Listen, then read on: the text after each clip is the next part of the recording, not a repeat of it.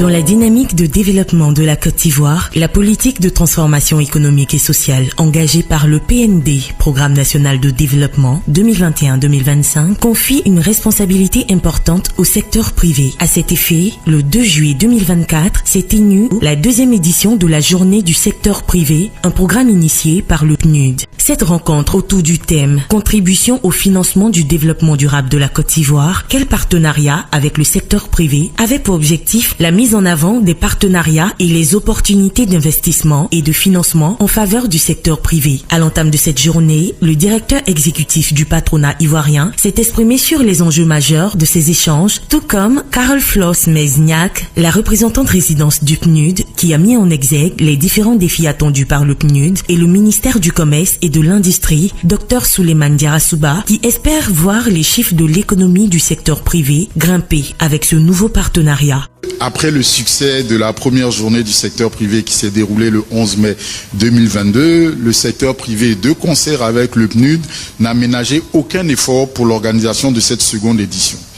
En mutualisant nos moyens pour la concrétisation de cet événement, nous avons apporté un témoignage supplémentaire de notre volonté de travailler ensemble pour relever les défis du développement durable et inclusif, conformément à la vision de la CGCI, qui, je le rappelle, est d'être l'organisation patronale par excellence, agissant dans l'intérêt des entreprises et pour le développement inclusif de la Côte d'Ivoire.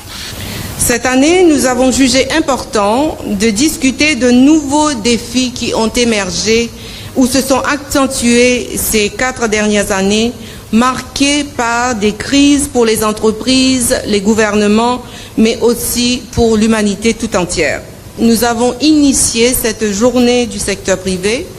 qui, à notre avis, est une opportunité unique pour le gouvernement et le patronat d'échanger sur des sujets cruciaux qui catalysent ou entravent le développement des entreprises. Ce genre de rencontres vous permettent en fait, chers amis du secteur privé,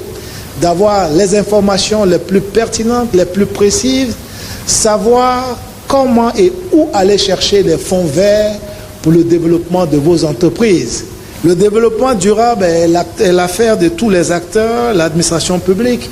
le secteur privé et les partenaires techniques et financiers, dans une dynamique de convergence des actions et des initiatives. Je souhaite que cette initiative puisse perdurer, afin de permettre au secteur privé et public et aux différents partenaires de se rencontrer et échanger sur les défis majeurs pour un secteur privé plus compétitif et plus performant.